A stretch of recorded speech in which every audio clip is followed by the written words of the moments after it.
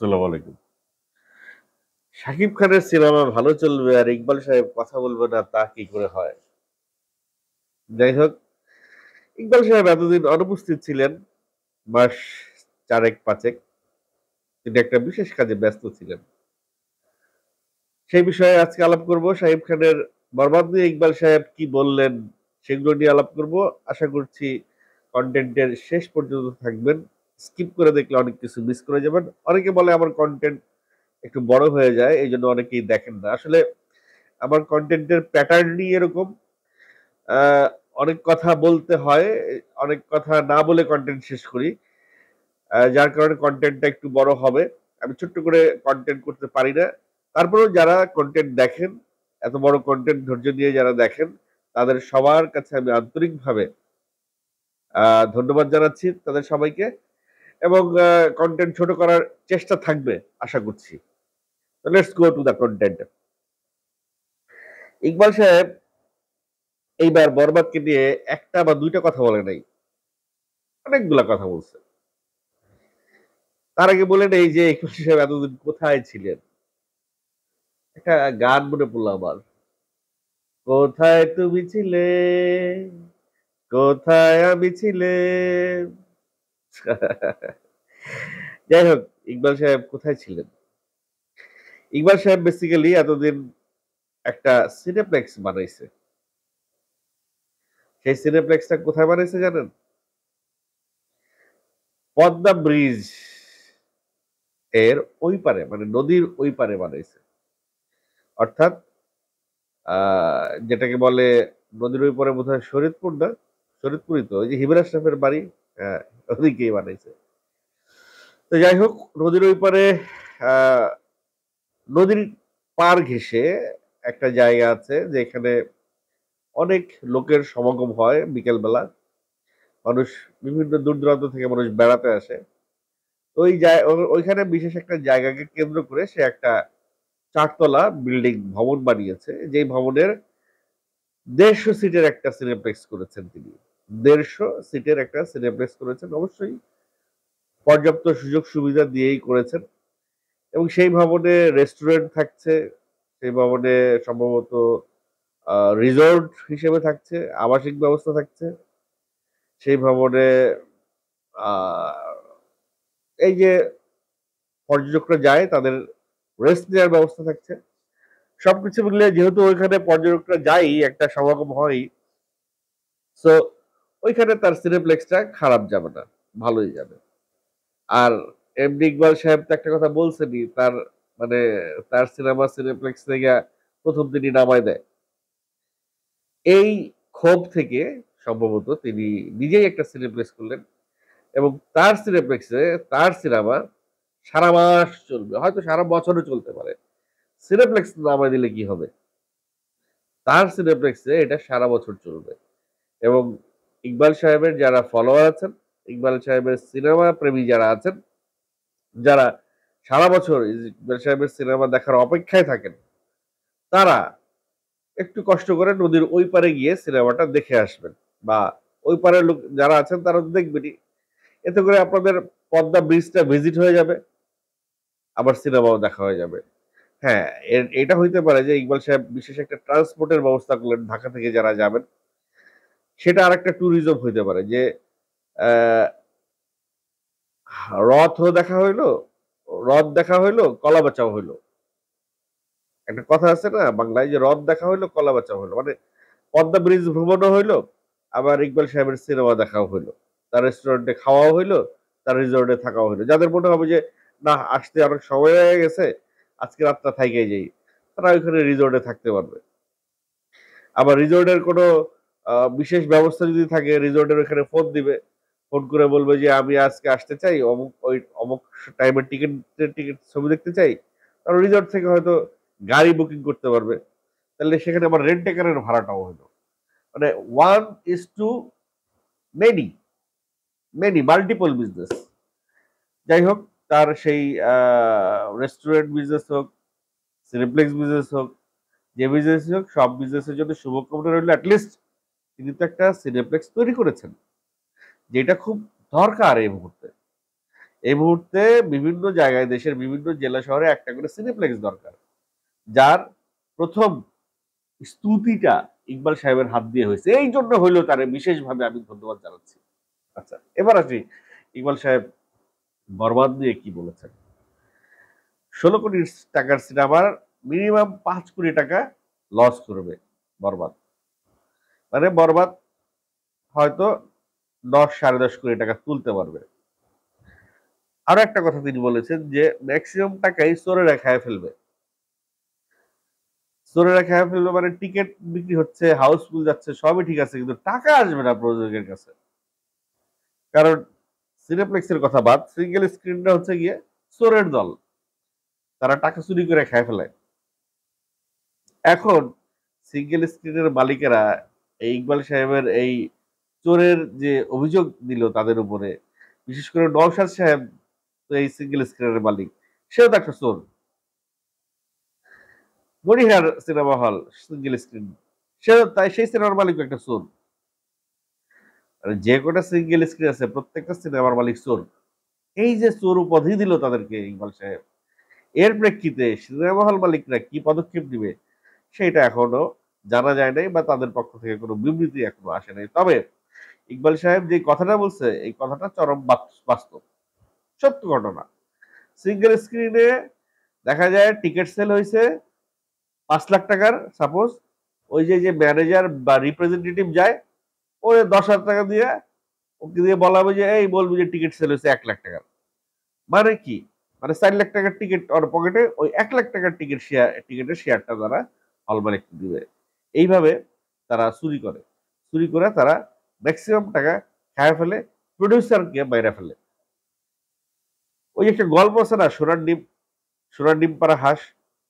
ওই হাঁসটা প্যাট থেকে সব সোনার ডিম বাইর করার জন্য তার মালিক হাঁসটারে জবাই দিছিল। তাতে হাঁসটার পেটে ম্যাক্সিমাম হয়তো একটা ডিম পাইছে, কিন্তু হাঁসটা তো মারা গেল। হাঁসটা যে রোজ ডিম পারতো সেটা তাদের বন্ধ হয়ে গেল। তো হল মালিকরা হলো গিয়ে এই অবস্থা। একটা ভালো প্রযোজক আসছে, তাদের কাছ সেই সিনেমা থেকে অনেক প্রফিট করছে তারা, কিন্তু সেই সিনেমার প্রযোজককে তারা কোনো টাকা পয়সা দিচ্ছে না, প্রপার টাকা পয়সাটা দিচ্ছে না। এই প্যাট কাইটা সোনার ডিম বের করার মতো। প্রযোজক মারা গেল, ওরা যে ওয়ান টাইম বিজনেস করলো ওই ওয়ান টাইমই। আমি বুঝি না এদের মাথায় কি ঘিলু নাই। এরা যদি প্রযোজককে ঠিক মতো টাকা না দিত, তাহলে এই প্রযোজক আরো প্রতি বছর তাদেরকে ব্যবসা দিত, প্রতি বছর তাদেরকে সিনেমা দিত, প্রতি বছর কেন ৩-৪ মাস পর পর হয়তো তাদেরকে সিনেমা দিত। অথচ এদের কি লোভ দেখেন, এরা কি লোভী, লোভে পাপ, পাপে মৃত্যু। সেই কাজটাই হয়েছে এখানে। শাকিব খানকে নিয়ে ইকবাল সাহেব যে কথাগুলো বললেন যে তার জায়গায় ইকবাল সাহেব হলে এই ধরনের সিনেমা তিনি করতেন না। একজন সুপারস্টার কখনো এরকম নেশাদ্রব্য খাবে অন স্ক্রিনে, তাহলে তার ফ্যান ফলোয়াররা কি শিখবে? একটা সিনেমায় ব্রাশ ফায়ার করে পুলিশ স্টেশনের সবাই মেরে ফেলবে, এটা কেমনে দেখায়? এটা শাকিব খানের জন্য একটা নেগেটিভ স্টেপ। এটা সোশ্যাল লাইফে একটা নেগেটিভ মেসেজ যায়, মানুষ এটা দেখে অনেক খারাপ কিছু শিখবে। আচ্ছা, তার এই কথায় ভিত্তি আছে না ভিত্তি নাই ওই বিষয় নিয়ে আমি আলোচনা করব না, কিন্তু সময়টা এখন এরকম যে আহ, দেখা গেল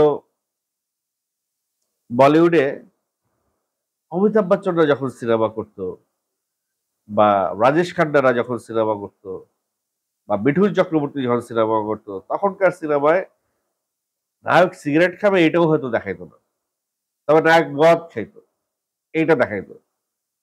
তো মদ খাইতো সেটা দেখাইতো, ওইটার পর থেকে ডে বাই ডে নায়কের হাতে মানে সবকিছু তো আস্তে আস্তে পট পরিবর্তন হয়েছে। তো মদের পরে আরো অনেক কিছু এসছে যেগুলো মানুষ খায়, তো সেই জিনিসগুলো খাওয়া শুরু করলো। লাস্ট রণবীর কাপুর, তারপরে শাহিদ কাপুর, তারপরে আরো অনেক হিরো নেশাদ্রব্য নেওয়া শুরু করলো বলিউডে। এখন বলিউড তো ভাই আমাদের চাইতে অনেক অ্যাডভান্স, ভারত তো আমাদের চাইতে অনেক উন্নত দেশ। ভারতের দেশ ভারত ভারতের সরকার এটা নিয়ে ওরিড না। ভারতের যারা আছে, যে সমাজ সচেতন মানুষগুলো তারা এটা নেওয়ার না। ভারতের সমাজ ব্যবস্থা এটা নেওয়ার না। তারা এটা শুধুমাত্র এন্টারটেনমেন্ট হিসেবেই নিছে। এটা entertainment, it's not a school. School আছে তোমার জন্য, তুমি স্কুলে গিয়ে পড়ালেখা শিখো। তার উপরে বড় কথা হচ্ছে গিয়ে এটা কিন্তু লিখা থাকছে, যখন যেই নেশাদ্রব্য নিচ্ছে তখন সেই নেশাদ্রব্য সম্পর্কে সতর্কবাণী লিখা থাকছে। এটা পরিচালকের ভাষ্য। পরিচালক এইভাবে ব্যাখ্যা দিয়েছেন যে হ্যাঁ, যদি শাহিব খান কোনো ড্রাগস নিয়ে থাকে সেইখানে স্ক্রিনের নিচে লেখা আছে যে এই ড্রাগটা নেওয়া কতটা হার্মফুল। পৃথিবীর সব জায়গায় যেখানে পুরো রিয়েলিস্টিক ক্যারেক্টারাইজেশন হয় সিনেমায়, সেখানে বাংলাদেশকে কিছু লোক আছে পিছনে ধরে রাখতে চাচ্ছে যে না, বাংলাদেশ বলিউডের মতো সিনেমা বানাবে না, বাংলাদেশ হলিউডের মতো সিনেমা বানাবে না। বাংলাদেশ পড়ে থাকবে সেই 1953 সালে, যখন ওই দুটা ফুল টোকা দিত আর অনেক কিছু হয়ে যেত। এরকম দুটা ফুল টোকা দিবে আর অনেক কিছু হয়ে যাবে। এই এই এই মানদণ্ডে বাংলাদেশের সিনেমা বানানো হবে। ভাই, দিন পাল্টাইছে, এখন আর সেই দিন নাই।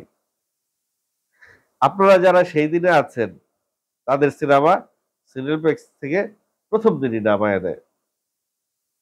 আপনারা নিজেরাই এখন একটা সিনেপ্লেক্স বানাইছেন, দেখেন না আপনাদের সিনেমা 1 মাস চালায়া কয়টা টিকিট সেল হয়। দেখেন না আপনাদের সিনেমা কয়জন দেখতে যায়। ইউটিউবে প্রথম দিনে 1 লাখ ভিউ হয়েছে, এটা নিয়ে এত উচ্ছ্বসিত হবার কিছু নাই, কারণ ইউটিউবে ফ্রি, ফ্রি মিডিয়া। যাই একটু দেখি ইকবাল সাহেব কি বানাইছে ডেড বডি। টাকা দিয়ে হলে যাওয়া লাগতেছে না, টাকা দিয়ে টিকিটও কাটা লাগতেছে না, ইউটিউবেই দেখি। এরকম শখ কইরা একদিনে 1 লাখ ভিউ হয় ভাই। একদিনে 1 মিলিয়ন ভিউ হয় বাংলা নাটক, আর আপনি তো সিনেমা বানাইছেন একদিনে 1 লাখ ভিউ হয়েছে, তাতেই আপনার অনেক খুশি হয়ে গেছেন ইকবাল ভাই। যাই হোক, আপনি আমার চাইতে অনেক দূরদর্শী, অনেক জ্ঞানী, অনেক পণ্ডিত ব্যক্তি। আপনাকে এই বিষয়ে আমি বেশি বিশেষ কিছু বলতে চাই না। আপনি আমার চাইতে অনেক ভালো বুঝেন সিনেমা, আপনি অ্যাটলিস্ট আমার চাইতে অনেক ভালো বুঝেন। আমার জন্মের আগে থেকে আপনি সিনেমা নিয়ে ডাঙ্গুলি খেলতেছেন বা ডুগডুগি খেলতেছেন, তো আপনার সিনেমার অভিজ্ঞতা অনেক বেশি।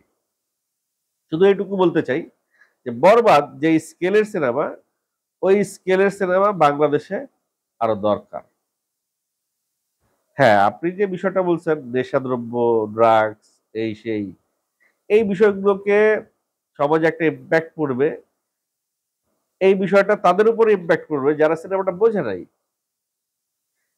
এখানে কিন্তু একটা নেশা, ড্রাগস না একটা ছেলেকে নায়িকা খারাপ চোখে দেখছে। নায়িকা কিন্তু বলছে তুমি একটা ড্রাগ এডিক্টেড, তোমাকে আমি কেন ভালোবাসবো। তখন সেই নায়কটা কতটা কষ্ট করে এই ড্রাগটাকে, তার ড্রাগের নেশাকে থেকে নিজেকে ছাড়াই নিয়ে আসছে, সেইটা আপনার মাথায় ঢুকে নাই, সেটা আপনি চোখ দিয়ে দেখতে পান নাই। একটা যুব সমাজকে, ড্রাগ এডিক্ট যুব সমাজকে ভালো করার জন্য যে এই সিনেমার গল্পটা সমাজে কতটা প্রভাব ফেলবে, সেইটা আপনার চোখে ঢুকে নাই, সেটা আপনি ফিল করেন নাই। এটার জন্য আমার খুব আফসোস লাগতেছে। একটা এমন একটা ড্রাগ এডিক্ট ছেলে, যে ছেলেটাকে একটা নায়িকা পছন্দ করে না, কতটা ড্রাগ এডিক্টেড হইলে, কতটা খারাপ হইলে একটা মেয়েকে, এই মেয়ের জন্য এত কিছু করার পরও মেয়েটা ওই ছেলেকে পছন্দ করে না, সেটা তো স্ক্রিনে দেখাইতে হবে, সেটা তো মেক বিলিভ করতে হবে। একদম টোকা দিয়ে বুঝাই দিব এই ছেলেটা অনেক খারাপ। ওই ড্রাগটা ধরবে, বাস সে বুঝে গেল সে অনেক খারাপ। ওই দিন নাই রে ভাই, ওই সিনেমার দিন নাই। খুবই সুন্দর এবং সামাজিক একটা সিনেমা এটা আমার মতে। কারণ একটা সমাজে একটা ভালো মেয়ে কখনো ড্রাগ এডিক্টেড ছেলেকে বিয়ে করতে পারে না। তবে সেই মেয়েটার জন্য যদি সে ড্রাগ ছাড়ে, জীবনের মায়া ত্যাগ করে হাসপাতালে ভর্তি হয়ে মৃত্যুর সাথে পাঞ্জা লড়ে সে যদি সেই ড্রাগকে ত্যাগ করতে পারে সেই মেয়ের জন্য, এই যে যে শিক্ষাটা, এই শিক্ষাটা যে এই সিনেমা দিল, এটা কেন আপনার চোখে পড়লো না আমি জানি না। যাই হোক, শাকিব খানের সিনেমা আসবে আর আপনি আসবেন না তা তো হয় না। আপনি নিজেই একদিন বলেছেন যে আপনি মার্কেটে আসলেই সিনেমা জমে যায়। আমিও তাই বিশ্বাস করি। সিনেমা জমুক না জমুক, আমাদের কন্টেন্ট ব্যবসা জমে যায়। আপনাকে নিয়ে 2-4টা কথা বললে মানুষ দেখে, কি জন্য দেখে আমি জানি না, হয়তো মজা পায়। এই জন্য দেখে, ভিউ পায়। আমিও $2-1 আমার ইনকাম হয়। আপনি থাকেন, আপনি যেমন আছেন ভাই ওরকমই থাকেন। আমরা কনটেন্ট বানাই আপনাকে নিয়ে। দর্শক আপনার কনটেন্ট দেখে মজা পাচ্ছে। এটাই তো অনেক বেশি। এটাও তো একটা এন্টারটেইনমেন্ট। আপনি কিন্তু বিশাল একটা এন্টারটেইনমেন্ট বিজনেস সঙ্গে জড়িত। আপনি কিন্তু ব্যাপক এন্টারটেইনমেন্ট দিচ্ছেন দর্শকদেরকে। সেটা আপনার মনের অজান্তেই হোক আর সংজ্ঞাতেই হোক। সো দর্শক শুড থ্যাংক ইউ যে ইউ আর ডুইং দিস। যার কনটেন্ট এবারও বড় হয়ে যাচ্ছে। আই এম এক্সট্রিমলি সরি দর্শক। আসলে যে ইস্যু নিয়েই কথা বলি না কেন, ইস্যুর অনেক কিছু থাকে বলার। এত স্বল্প সময়ে বলে শেষ করা যায় না। তো আমি কনটেন্টটা এখন শেষ করছি। আরো কিছু বলার ছিল সেগুলো না হয় পরের কনটেন্টে বলব। ভালো থাকবেন।